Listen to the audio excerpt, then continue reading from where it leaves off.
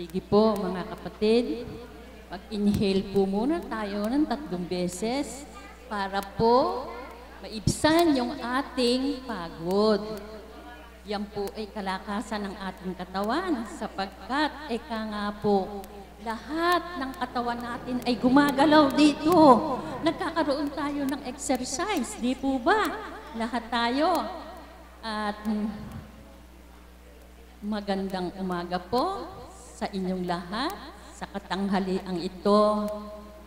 At maraming salamat po sa mga kapatid ko na hindi nasubukan ng kalaban sapagkat nakatupad sila sa araw na ito na mapadako sa lugar na ito. Thank you, Lord. Buhayan ng Diyos sa ating lahat. Palakpakan po natin ang buhay na Diyos. Mga kapatid, ang napag-isipan ko pong tema ay yung pong kung paano kayo naakay sa lugar na ito. Siguro po maraming kadahilanan ang pag-akay sa atin ng Panginoon sa dakong ito. Yung pong iba, maaaring sa karamdaman o maaaring mayroon silang mga problema na hindi malutas. Yung po. At marami pang bagay na kadahilanan kung bakit sila napatungo sa lugar na ito. Pwede po nating isalaysay sa dakong ito kung anong kaparaanan at paano kayo napadako sa lugar na ito. Unang-una po, natatanaw ko ang aking mga kapatid. Higit sa lahat, itong naririto po sa aming unahan. Sapagkat siya po napakapalad, sapagkat medyo nakarating din po sa akin sa konting kaalaman na kayo ay nawala na ng pansamantala ng buhay. Pero napakabait po ng Panginoon Diyos sapagkat napadako kayo dito. Binigyan pa kayo ng pagkakataon hanggang kayo ay malakas pa. Sapagkat gustong-gusto po ng Panginoon na kayo, ako, tayong lahat, bago tayo makarating sa kaharian ng Diyos, ay malinis at nakapagsisi na tayo sa ating mga kasalanan. Kaya, napakapalad po natin at tayo napadako sa lugar na ito. Ang paanyaya ng Panginoon ay ating pasalamatan sapagkat hindi pa huli ang lahat. Malalakas pa tayo, nakapagsasalita, nakabibigkas kung ano ang gusto nating hilingin sa Panginoon at dinudulog natin yung ating mga problema, mga karamdaman na dala na natin ngayon. Kaya, pwede po ba kapatid na isa kayo sa paunlakan ko kung paano po kayo naakay dito ng Panginoon? Kung hindi po kayo makakatayo, pwede na po dito kapatid. Maraming salamat po. Unang-una po ay nagpapasalamat ako sa Panginoon. Nabinigyan ako ng isang pagkakataon. Sige po. Nabinigyan pa ako ng isang pagkakataon na magkaroon ng buhay para magpasalamat sa Kanya. Kaya ngayon po, nagpapasalamat ako sa Panginoon at binigyan pa niya ako ng isang buhay upang maging katuparan ko sa lahat ng tao. Yun lang po. Maraming salamat po kapatid. Pagamat maigsi lamang ay inyong binigkas, subalit narinig ng Panginoon ang inyong pasasalamat at ang pag-akay niya sa inyo sa lugar na ito. Maraming salamat po. Bagamat kami po ay mga walang hawak na kung sino po ang aming mga tatawagin, pwede po kayong mag-volunteer o magpahayag upang ipagsigawan nyo sa lugar na ito kung paano kayo naakay ng Panginoon. Pwede po ba akong lumapit sa ating kapatid na naririto sapagkat ang kanya pong smile ay napakaganda. Kaya alam ko po na maganda ang kanyang ipapahayag kung paano siya napadako sa lugar na ito.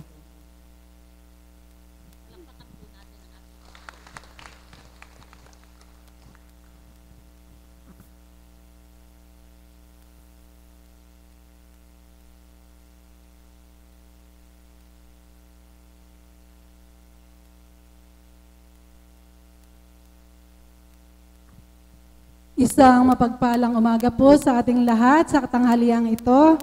Buhay po ba ang Diyos? Sadya pong napakabuti ng Panginoon. Sabi ko, bago lang din po ako dito pero timpong punta ako dito, binibigyan ako ng pagkakataon ng Panginoon na magbahagi kung bakit ako napunta sa dakong banal na pook na ito. Una po, bago po ako napunta rito, ito po yung naisalaysay sa mga nakakaraang araw. Ang naging instrumento po ng Panginoon para ako makarating sa pook na ito at makilala si Apo Kunching, yung pong aking dalawang pamangkin na may sakit sa balat. Kung pong nakikita nyo kami noong nakakaraang araw, maaaring kilala nyo na po sila. Pero sa ngayon po, hindi ko po sila nakasama. Pero ipinagkaloob ng Panginoon na meron akong muling akayin sa dakong banal na pook na ito. Ito pong mag-inang ito na anak ko po sa pananampalataya. Na tagahaguni po kami.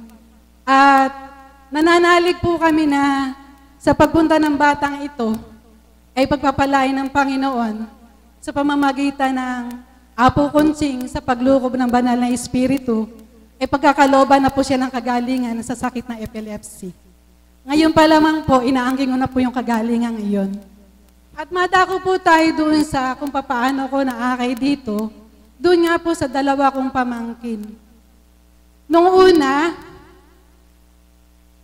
medyo hindi po maganda ang pakiramdam ko noon. Lumapit ako kay Apo. Sabi ng Apo, kailangan banyusan ka sa loob ng 9 na araw.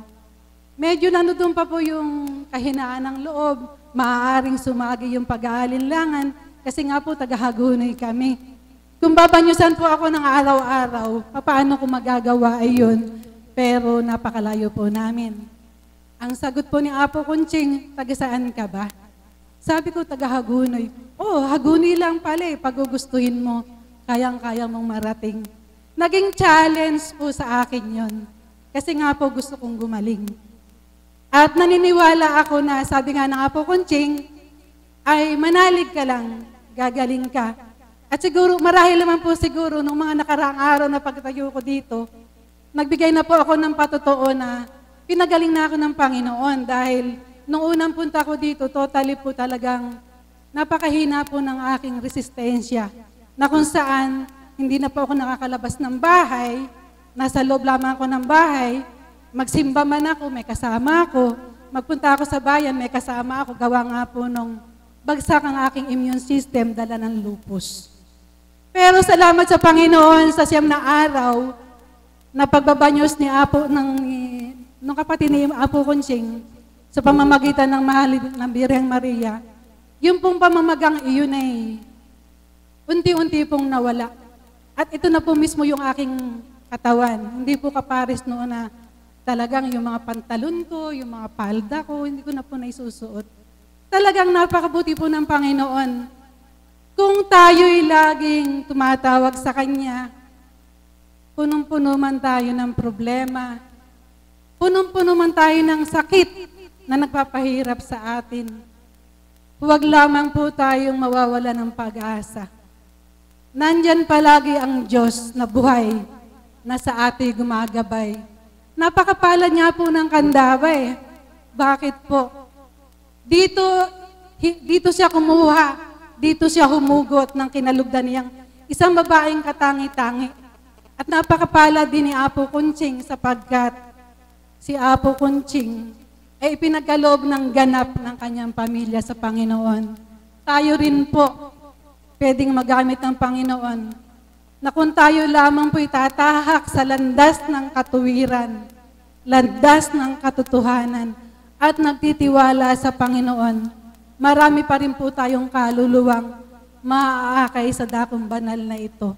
Kaya po ang papuri at pasasalamat ay tanging sa Diyos lamang. Buhay po ba ang Diyos? At ako po yung nagpapasalamat. Kanina pa lamang po, nakikinikinit ako na po yung sarili kung tatayo ako dito. Napakabuti po ng Panginoon. Bagamat ayaw na ayaw kong humawak ng microphone. Bakit? Kasi po pag hawak ko na ang microphone at ipapahayag ko yung kabutihan ng Panginoon, hindi lamang po sa dakong banal na pook na ito, doon ko po na ipagsisigawan ang kabutihan ng Diyos. Tayo pong lahat ay naging makasalanan. Tayo pong lahat ay naging mahina. Subalit sa ating kahinaan, nandiyan ang kamay ng Ama, laging nakabuka at naghihintay sa ating muling pagbabalik at pagpapasakop sa Kanya. Marami pong salamat.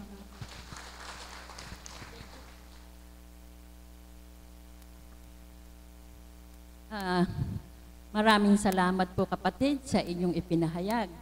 Sapagkat pinakita po ng Panginoon ang kahiwagaang nagagawa rito sa dakong ito sa pamamagitan po ng kinalugdan ng ating mahal na Apo Kunching.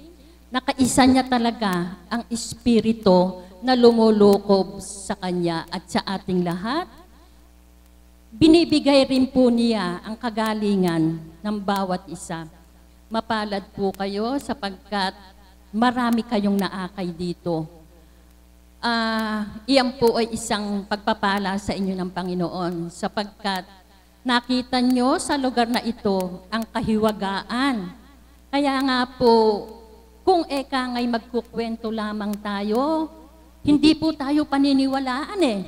Kasi ang kwento maraming hindi naniniwala. Subalit kayo ang naririto. Kayo ang saksi ng kahiwagaan na nangyayari sa lugar na ito.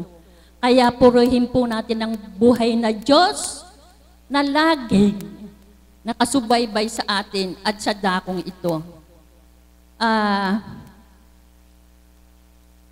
Maaari pong kayo po, pwede pa rin po kayong magpahayag. Kung pag-volunteer po kayo, wag po kayong mahihiya na ipahayag natin ang katotohanan kung paano po tayo naakay sa lugar na ito. At tunay pong nangyari sa inyong sarili. Kaya po makapagpapatotoo kayo. Hindi kayo likha lamang ng kwento. Hindi po ba mga kapatid? Anak, pwede bang magpahayag ka? Kasi batid ko na mayroong dapat ipahayag.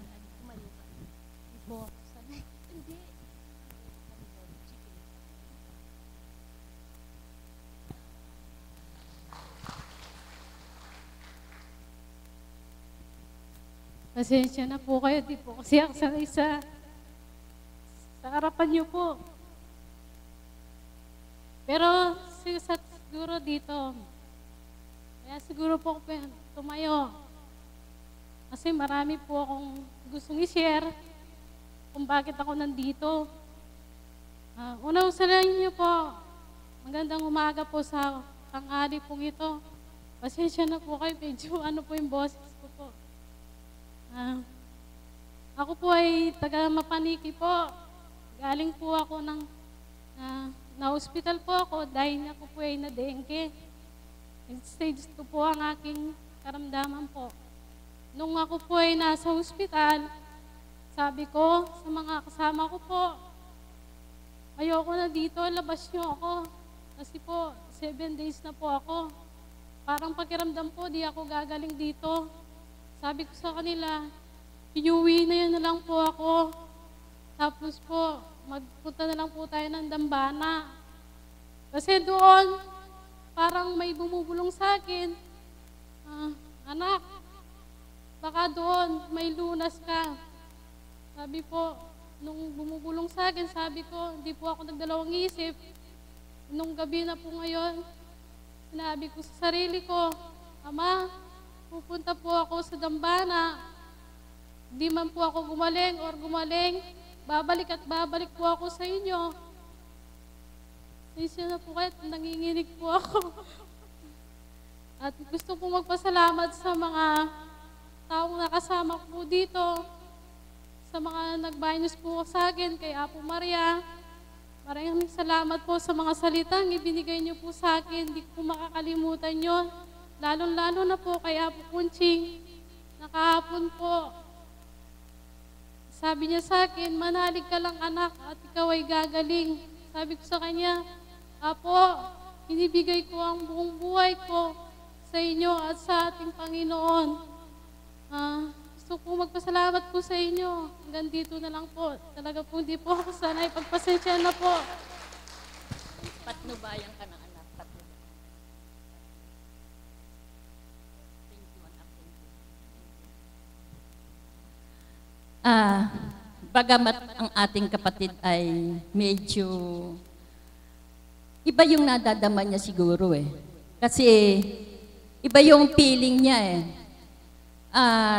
Talagang pinuspos siya ng banal na Panginoon. Ang Espiritu na nakalukob sa kanya sa mga sandaling ito. Bagamat siya ay merong pangamba, pero nakapagpahayag pa rin siya ng malinaw sa ating lahat. Kaya panaligan mo lamang anak, ang sinambit ng ating mahal na Panginoon, unang-una, yung pananalig sa Panginoon, at ang ating kinalugdan ng mahal na Apo Kunching. Panaligan mo, talagang ang biyaya at kagalingan ay iyong makakamit. Papuri, pasasalamat po sa ating Panginoon sapagkat napakahirap nga pong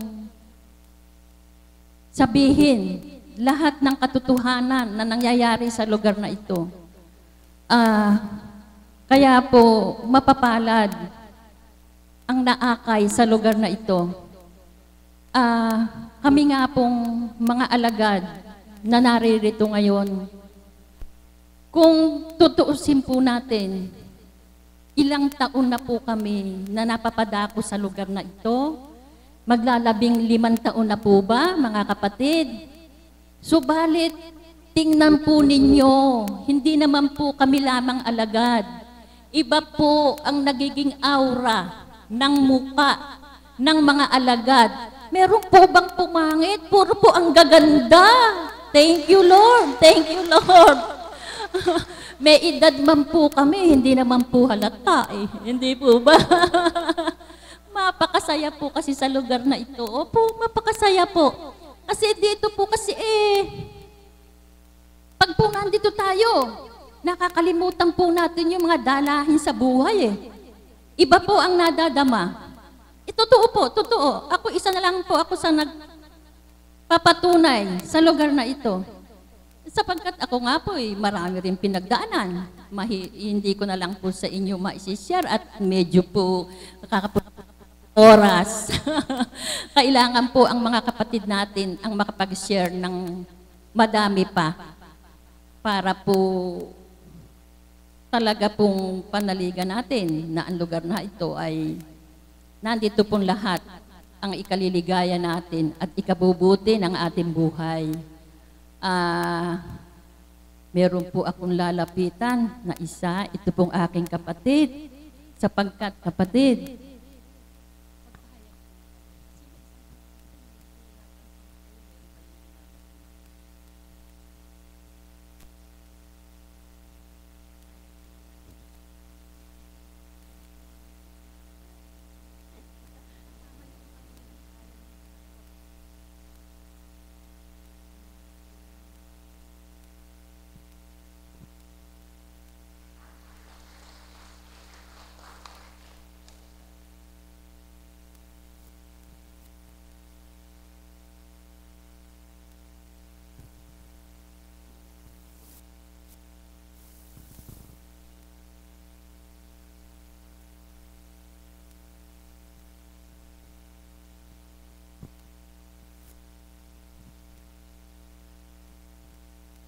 Magandang umaga po sa inyong lahat. Ako po ay kaya napunta dito, 3 taon na po ang nakakaraan. Dahil po sa nararamdaman ko sa aking paa. Nung pong ako'y pumunta dito, unang-una po niya akong nilapitan ni Apo at hinaplos po yung aking masakit. Nakatayo po ako ng mahusay, nakalakad po. Gumaling na po yun. Pero po nung isang araw na naman po, may bigla na naman po dumating na pagsubok. Dahil nga po magpipiesta, naglinis-linis po ako, umulit na naman po yung nararamdaman ko. Nananalig po ako sa Ama na pagagalingin niya uli ako. Kaya po, ako'y nagsusumakit at nagsusumikap na sa araw-araw ay makarating ako rito para po makapanalangin sa Kanya at makapagpuri. Yun lamang po at maraming salamat po. Maraming salamat po, kapatid. Tingnan nyo nga po. Kung sasabihin po nyo bilang pagkatao, hindi kayo makakalakad eh. Pero tingnan po nyo, kabilis nyo lumakad. Salamat po. Salamat po. Ang kinin po natin, ang sakit na yan ay wala sa kalingkingan na dinanas ng ating Panginoon. Ano po? Ano lang po yan? Mild. Pero bibigyan po ng Panginoon ng kagalingan ang inyong nararamdaman. Panaligan po nyo. Kaya po, kayo nga po, sabi nyo, hindi kayo nakakalakad. Subalit, araw-araw, present po siya dito. Di po ba? Palakpakan po natin ang buhay na Diyos para sa ating kapatid na nagpahayag. Para po malinawan pa natin kung paano nga po tayo napadakong sa lugar na ito at masusugan ng mga pahayag. Tatawagin ko po muli ang ating kapatid na si Tita Beth. Palakpakan po natin ang buhay na Diyos para sa ating kapatid na si Tita Beth. Salamat. Wala na po akong ipapalawak sa inyo sapagkat may kani-kanyang istorya po tayo kung paano po tayo nakarating dito. Kaya wala po akong tema na palalawakin, kundi ilalahad ko po kung paano po ako nakarating sa banal na lugar na ito. Madalas na po itong naririnig, subalit nang dahil ako'y tinawag, tumayo ako upang tumupad at muli pakinggan ninyo kung paano nga ba ako nakarating dito. Para po sa inyong kaalaman, ang ipagpahayag ko po ay katotohanan lang. Kaya wag niyo pong isipin na ang yabang naman, ba't kailangan pang ipahayag, sapagkat ang ipapahayag ko ay katotohanan. Sa kaalaman po ninyo, ako po ay dating principal po ako ng isang katolikong eskwelahan. Hindi ko na po babanggitin, bawal daw po ang magbanggit ng pangalan. Na naging principal po ako doon at naglingkod sa kanila ng 22 taon. Bago po ako tawagin ng Panginoon sa banal na lugar na ito, tapos na po ako ng termino ko bilang principal. Kaya ako po ay na-assign bilang Director for Administration and Support Services. Ngayon po, tinawagan na po ako ng Panginoon sa banal na lugar na ito sa paanong kaparaanan. Nakikita ko po siya sa aking balintataw. Para pong may nagsasalita sa aking tainga na, "Anak, ako naman ang paglingkuran mo." Parang ganun po yung nagiging demand sa akin nung tinig na nagsasalita sa aking pag-iisip. Alam ko po na mabuti yung nagbubulong sa akin. Sapagkat ang tawag po niya sa akin ay anak. At ang sabi sa naman daw ang aking paglingkuran.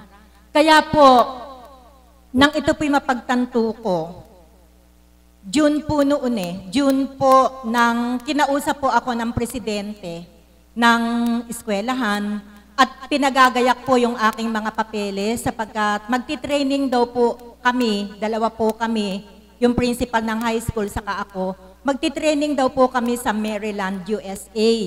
Ngayon, ayoko pong mag-expect pa sila sa akin na aayusin ko yung mga papelis ko. Kaya June pa lang po, nag-express na ako na magre-resign na ako. Kasi ayaw ko na pong humantong na magkakagaso sila, maaabala sila, maaabala ako para ayusin yung mga papers ko. Pagkatapos pala, magre-resign din ako. Kaya hindi pa po ako dapat magsabi sa kanila, nagpaalam na ako. Sabi ko po, hindi ko na po ayusin yung mga papers ko. Bakit? Kasi po, may panawagan po sa akin si God.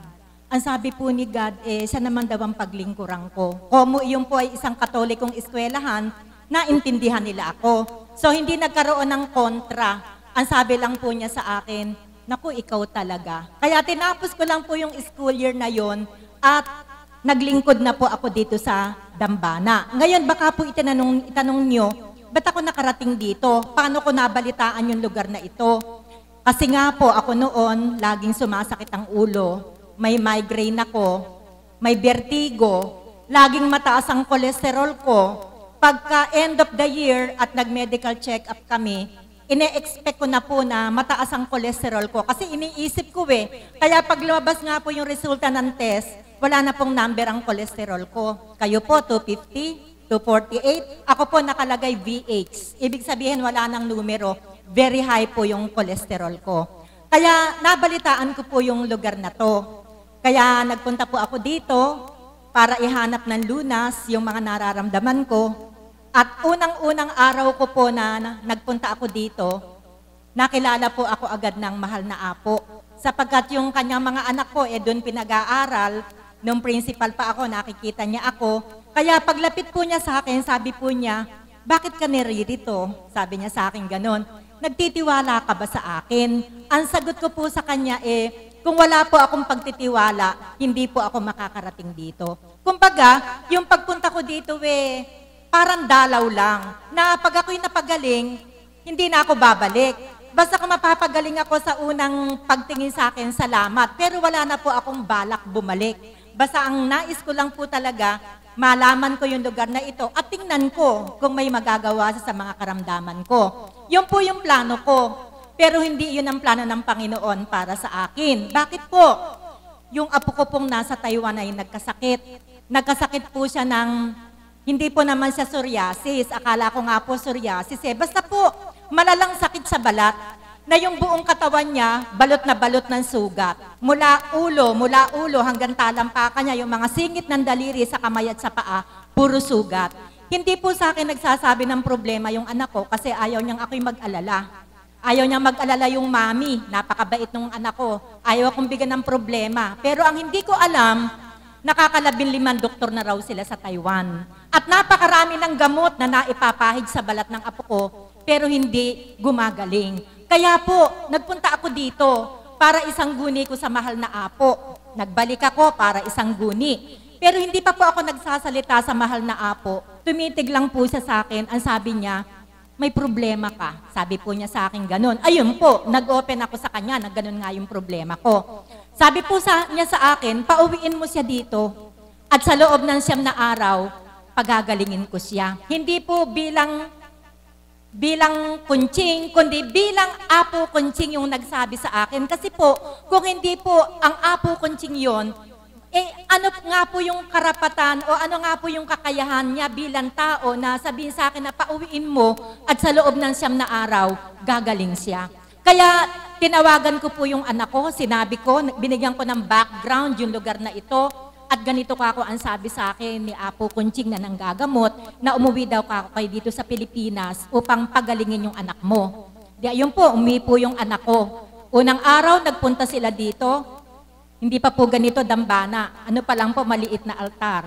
Tiningnan po ng mahal na apo at ang sabi niya, ilaga mo itong 7 klase ng dahon-dahong ito at ipapaligo natin sa kanya.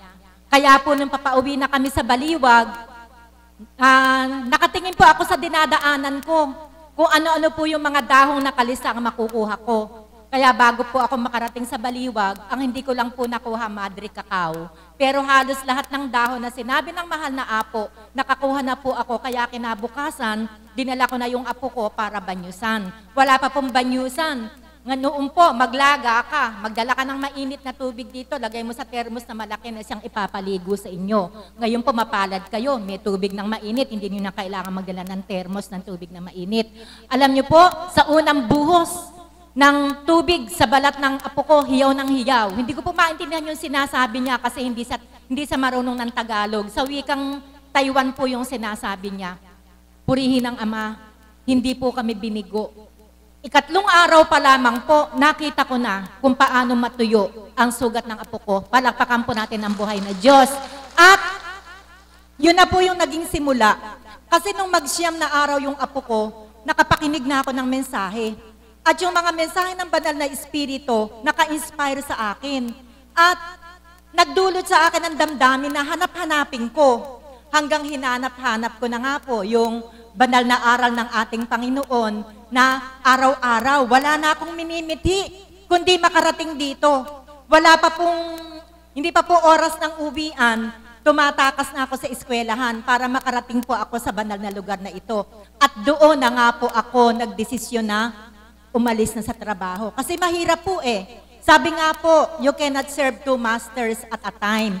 Na maghahanap buhay ako tapos pupunta ako dito. Pag ako'y nasa paaralan, ang naiisip ko, yung nangyayari dito. At kung ako naman yung nandito, iniisip ko naman yung paaralan na baka mabuking ako na ako umaalis sa hindi tamang oras. Ang hirap, ano po, kaya para mapalagay po yung kalooban ko, nag-resign ako. Naglingkod po ako dito. At hindi naman po ako nagsisi sapagkat dito ko po naramdaman yung tunay na kagalakan. Nawala po lahat yung karamdaman ko na yun. Wala po akong tinik, hindi ako nagbanyos, hindi ako uminom ng dahon-dahon, hindi ako nagtapal-tapal. Wala po akong iginamot. Kundi ang iginamot sa akin ng Panginoon ay ang kanyang mga aral. Na kaya pala kung may mga damdaming ganon, gumugulo lang pala yung isip ko. Kaya pala laging sumasakit yung ulo ko, magulo yung isip ko. Kaya pala ako nahihilo, magulo yung isip ko. Nang mapunta po ako dito, pinayapa ng ating Panginoon ang aking puso at kaisipan, kaya lahat po ng karamdaman ko nawala. Palakpakan po natin ang ating Diyos na buhay. Yun po yung istorya kung bakit ako nakarating dito. Hanggang dumating na nga po sa punto na high na po ako sa Espiritu, na ayaw ko na pong lumiban. Na kahit na ano pa yung ginagawa ko, pagdating ng alas 11, sabi nga po ni kapatid sa akin ng isang araw, Tita Beth, pag ba dumarating yung alas 11, hindi ba parang kumakate yung paa mo para magpunta ka sa dambana? Sabi ko po sa kanya, ganyan ang nararamdaman ko nung una. At hanggang ngayon, ganun pa rin yung nararamdaman ko. Kaya kahit anong karami, yun dapat kong gampanan. Pagdating ng alas 11, gagayak na ako para makapunta dito. Ganun po ang istorya ng buhay ko. At simula po noon, maraming ginawa ang Diyos sa buhay ko.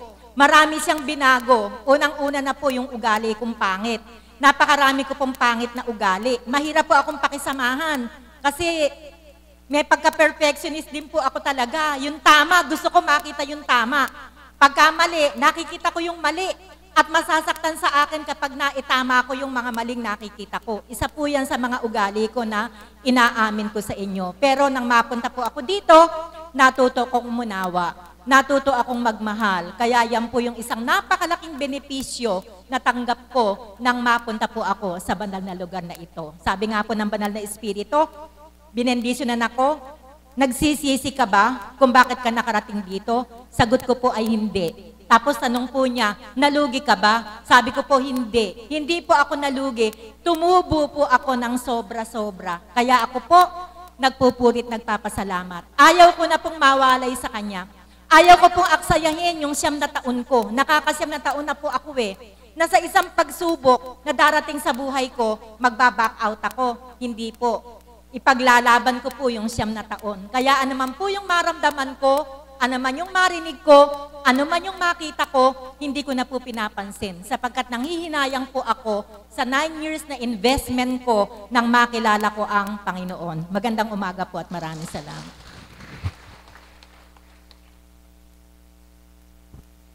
Thank you, Lord. Marami po tayong natutunan sa ating kapatid na Beth. Ano po? Napakalawak po ng kanyang mga ipinahayag. Narito na po ang mahal na Apo. Magsitayo po tayong lahat at